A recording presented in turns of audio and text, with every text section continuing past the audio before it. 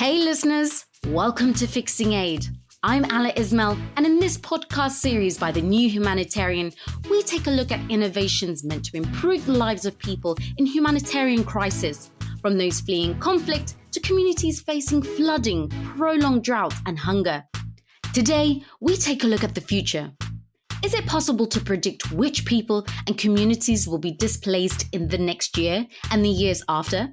And if it is, does that mean people who must leave their homes because of conflict and disaster can get the help they need more quickly? There is a prediction model that claims to know where people might be uprooted this year, next year, and the year after. But before we dive into just how this model works, if it's accurate, and how it could be used, let's look at a region with high rates of displacement, the Sahel. Conflict and the impacts of climate change are threatening the lives of people raising livestock and other communities in the Sahel. In a scenario like this, how useful is it for humanitarians to have advance warning of likely displacements? If the model is accurate enough in its predictions, it could help guide actions in anticipated emergency situations, to understand on which elements to act, which actors should intervene, and in which areas, to avoid or minimize the negative effects on pastoral populations and save time in mobilizing the necessary resources. That's Leila Arouna. She is part of the RBM, Billital Maroobè network, a group of herders and pastoralists in the Sahel, focusing on the well-being of 2.5 million people. Leila frequently sees the impacts of competition over natural resources. Climate change means less and less land is available to be cultivated, and the COVID-19 pandemic further intensified the negative impact on farmers. Leila says getting information from the future would help her make better decisions on behalf of the pastoral communities and their interest. It is necessary to share the information with the partners so that together we can find the best strategy of action and respond to people's needs as soon as possible.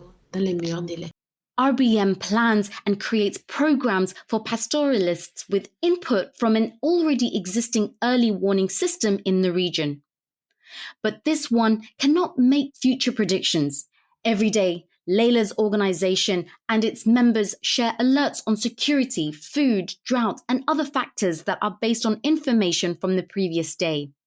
It's their attempt to mitigate negative impacts, but having information on the future instead of what happened yesterday could be really important for pastoralists in the Sahel, Leila says. It is important for the RBM to be able to look into the future and to make the best decisions that respect the pastoral communities whose interests it defends.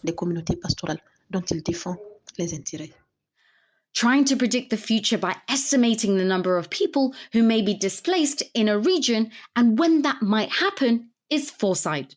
It's a prediction model developed in a pro bono partnership between tech corporation IBM and the Danish Refugee Council, an international humanitarian organization. The partnership started in 2017 following the so-called migration crisis in Europe and ended in 2020. The online tool uses 120 indicators and open source data to anticipate where people might be on the move this year, next year, and the year after. Alexander Kjærum is a global advisor and senior analyst for the DRC in Denmark. By managing the Foresight prediction model, he has access to lots of data on how many people will be displaced in different countries around the world. The data shows that displacement will be a serious issue for millions of people in the coming years. For example, for Burkina Faso, it's approximately around 1.6 million people that were displaced by the end of 2021. The model is predicting that that number will increase to more than 2 million this year and then increase further to 2.3 million in 2023. In the case of Cameroon, we have around 1.1 million people displaced at the moment. The model is predicting that will increase to almost 1.5 million this year and 1.6 million by the end of 2023. For Ethiopia, we have around 4.5 million displaced people by the end of 2021, and we expect that number to increase to almost 5.5 million by the end of 2023, so almost an increase of 1 million over the course of 2 years. Other countries that might see significant increases in displacement in coming years, according to the Foresight model, include Afghanistan, Yemen, South Sudan, and Somalia. Hearing about these countries might not be that surprising. DRC admits that the model is better at predicting stable trends and patterns that could help with better planning when it comes to more accurate numbers. To estimate how many people will be displaced in different countries or regions around the world, the model relies on open source data, typically from organizations such as the World Bank or United Nations institutions. That data is then processed and analyzed with the help of algorithms. These algorithms identify patterns and relationships in the data, informed by 25 years of historical data. All of that together results in future forecasting. The type of data that we focus on are sort of the root causes of displacement. What are the different factors that drive displacement? So we look at conflict data, violence data. We look at economic data, aspects related to governance, environmental climate data, as well as different social demographic data that's available. Most of the data that we collect is available sort of at a national level and typically sort of updated on an annual basis. We try to avoid collecting personal, individual level data. First of all, it's also difficult to get, but of course also due to the sensitivities around it. We are also not, for example, using social media data, both related to the capacity and resources to actually extract that data and make something meaningful out of it. But again, also because in a lot of the countries where we work, social media penetration isn't very high. So we would get a very biased data set if we were to base our models on such data. So let me take a look at the magical prediction model. I'm on the DRC login page and I add my email and password given to me by Alexander, which takes me directly to a dashboard with a world map and graphs with forecasts and data trends. The first thing that draws my attention is a map of countries covered in red, amber, and green circles, which indicate the total number of people forced into displacement. Countries highlighted in yellow mean that the DRC has forecast figures. And if I hover over countries with a red circle, it means I can get more insights automatically on their forecast and trend. Red countries include Afghanistan with 6.39 million people forced into displacement, Syria with 13.3 million, and Yemen with 3.69 million, according to the prediction tool. I can click onto the indicator timeline and I can see a timeline of total forced displacement from 2000 to 2020. And what's pretty impressive is, by viewing the Visual Insights tab, it looks like a network diagram with keywords like Afghanistan, refugee, and Ukraine. And I can see articles related to the topic. All of this information can be exported to create a customized report. This all looks super impressive. But to go back to Leila, who works with pastoralists in the Sahel, a region faced with a lot of displacement, what can the Foresight model do for those communities? So what we hope to achieve is to enhance their early warning system that they are providing to their members, so that they can better support essentially their members and the pastoralists on the ground in the Sahel by sort of being able to anticipate when a drought might occur and what the impact of that drought might be, and also how can different interventions, how can we support these pastoralist communities better before a drought actually happens in these areas. Understanding how many people will be impacted could mean, in an ideal world, that humanitarians prepare and deliver food, shelter, and other things that people lack very quickly after the need arises. And it can also help in other ways. When knowing more about a potential disaster, people could be warned and protected before things go bad. In recent years, humanitarians have started to shift their focus to be more anticipatory by handing out funding based on certain risk triggers. But this approach is still not widely used. The model covers 26 countries at the moment, and as the algorithm continues to learn, the accuracy is improving, according to the DRC. They've seen the margin of error on average decline from 22% to 15%. And in some countries, it's even less. In Afghanistan, the margin of error is now down to 8%. For Guatemala, the margin of error on the forecast is now at 6%. This is more accurate than a 26% margin of error among the planning figures used by the aid sector, says Alexander. But the model has limited success when it comes to predicting sudden onset crisis. There was no heads up when the war broke out in Ukraine, or that millions of Rohingya refugees would flee Myanmar in 2017. And the shorter a crisis, the less historical data there is to rely on to find patterns or trends, which results in less accurate data. So how can those within the aid sector work with the prediction model? Jade Kahhaleh is the coordinator of WeExist, an advocacy alliance of 28 Syrian civil society organizations. They try to raise awareness on what is happening within Syria with European policymakers, but also in countries around Syria. For Syrians, displacement has been a major issue in the past decade. Being able to expect displacement movements is crucial for the organizations that are working in humanitarian aid. This is really a key asset, because when people are being displaced, programs are also being displaced, organizations are being displaced. So you then have to adapt some of your programs and some of your material needs and staff to new places, a new amount of people coming all of a sudden. So this is from an operational perspective and programming perspective, and also funds related perspective. It's really drastically changing everything. Jade conducted research in 2021 on forced displacement within Syria. Her qualitative research, based on interviews with civil society, experts, and so on, more or less confirmed what the Foresight tool had predicted when it comes to how many Syrians are likely to be displaced in the coming years. But one thing you need to know about the Foresight tool is that even though it can push out displacement numbers for the next year or the year after, the tool doesn't tell you why it's predicting what it's predicting. Jade's additional research helps put those predictions into context and come up with concrete recommendations to organizations and donors. If we were to ask a donor to, let's say, launch funds to support women who have been displaced for psychosocial support, well, if we have some numbers that can actually push and show that we expect more women to be displaced, or we expect more women to suffer from these specific issues because their children are not accessing education, for instance, then I think this can only give more weight to the need and the legitimacy of the demands that we have.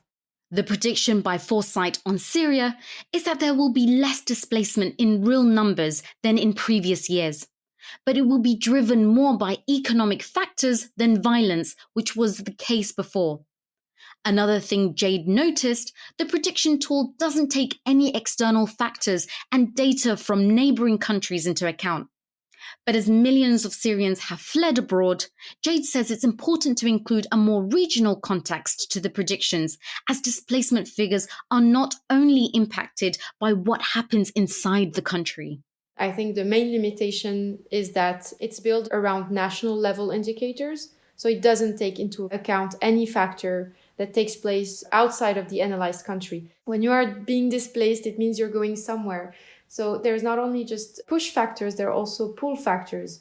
And sometimes you want to go back because the situation is also really dire. Like, for instance, Syrians in Lebanon right now are really facing some huge difficulties, and in Turkey as well. If there would be any way to improve it, I think it would be to try to include indicators that are in the region, not just in the country. Hazim Rahawi is a Syrian humanitarian worker. He used to coordinate the health clusters for various aid organizations and UN institutions in Syria starting 2011 and then in Somalia in 2017. After 3 years of developing the tool, IBM and the DRC asked some people for input and feedback. Hazim was one of them. Hazim says that when looking back at his time coordinating health responses, insight into the future would have significantly informed the way he planned the programs for the people affected by conflict and drought. Prediction models will allow us to look at any crisis from the macro and micro levels.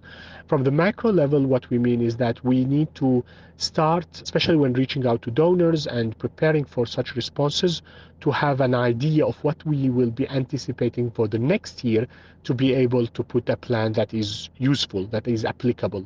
But also at the same time, it's important to put preparedness plan for any shocks that can happen. If we anticipate that there will be certain displacement, forced displacement that we are not seeing right now, but is anticipated, we would be able to pre-position supplies in anticipation of such movement. Hazim says the aid program he had to oversee for displaced people could have provided them maybe with better aid, as he might have had better understanding of what he was planning for. But planning 3 years in advance is not always easy, as Alexander learned from colleagues working in humanitarian responses across the world. So to make it more user-friendly for aid workers, the model is adjusting the type of predictions it can generate. So the feedbacks we got when we presented it to our colleagues was, this is super useful, we can use it for strategic planning purposes and so on, but it's not really operational. So can you give us something shorter term, 3 to 4 months? And also the national level, if you can give us more numbers on the sub-national levels, that will help us actually knowing where should we respond and when exactly should we respond. But even after adding shorter-term predictions, requests keep coming in for even more localized knowledge to help make better decisions when it comes to offering aid to people in need. Alexander says that when IBM and DRC started developing the tool, they looked at predicting mass migration instead of forced displacement. Mass migration involves large numbers of people moving across international borders for various reasons that can include better economic opportunities. Forced displacement means people are uprooted from their homes because of conflict or climate disasters or human rights violations. They could be forced to find a safer place either within their home country or across the border. First, they looked at Ethiopia and whether they could predict where in Europe Ethiopians would migrate. While working towards a model that is as accurate as it can there be a downside to knowing what the future might hold when it comes to displacement? Not all countries are willing to take in refugees and migrants, even when they are fleeing war, conflict, or other types of disaster. So after some internal discussions, the DRC decided to shift the focus on what they would predict. We were working with sort of an ethos of being transparent and open about it. So if this information would end up in the wrong hands, could we sort of risk fueling anti-migration narrative and policies? Would these forecasts be used to, for example, close borders and so on? We took the decision to then say, okay, we'll move away from that and instead focus our efforts on predicting forced displacement, which is closer to our mandate as an organization. But we also decided then to move away from predicting where people are going and just predicting how many will be displaced. And to make it even less sensitive, the prediction tool now doesn't even distinguish whether people will be internally displaced or cross a border and become refugees and asylum seekers. The model can provide better information on preparing pastoralists in the Sahel, as we heard Leila tell us earlier on. It can help inform advocacy around the resources needed for Syrian refugees, as Jade explained. I wonder, can knowing the future prevent people from being displaced altogether? If I know something bad will happen to me tomorrow, can't I take action today to prevent that bad thing from happening to me? And by adjusting the course of the future, avoiding or stopping things that are bad and negative and force people into displacement, will that stop the prediction from becoming reality? As a single actor, as the Danish Refugee Council, it may be difficult for us to really prevent some of those larger root causes of conflict and so on from occurring. So that may not be sort of a realistic objective. If we, as a concerted effort by humanitarian actors, and of course with donors and diplomacy and other actors step in, then we may have an opportunity. But it is maybe a bit far-fetched that we would be able to prevent some of this displacement from happening. So the more sort of immediate objective is really to be able to respond better to some of these things that we are forecasting. I want to share one final prediction on displacement with you. For the 26 countries the Danish Refugee Council tracks through its Foresight tool, the future in terms of displacement is bleak. It's expected that another 6.8 million people in those 26 countries will be displaced in the coming years.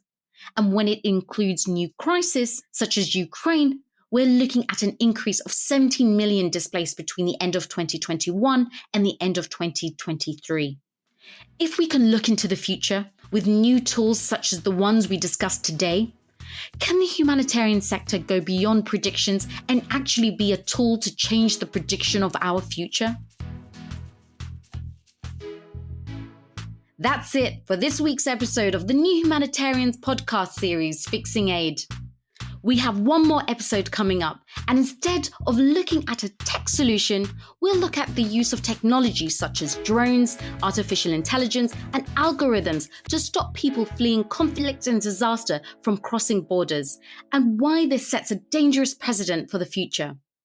Send us your feedback, find us on Instagram or Twitter @New Humanitarian, or send us an email, podcast@thenewhumanitarian.org. Or visit thenewhumanitarian.org/podcast, where you can find a form to share your thoughts on the Fixing Aid podcast. Don't forget to subscribe and leave a review. This podcast is a production by The New Humanitarian. This episode was produced and edited by Marta Vanderwall, and I'm Alae Ismail. See you next time.